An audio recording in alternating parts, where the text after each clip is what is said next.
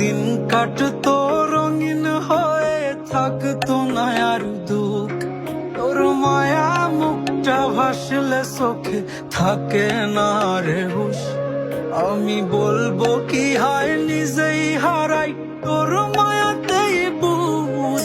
আমার ভিতরটাই জানে মায়া কারে বলে, এই মায়া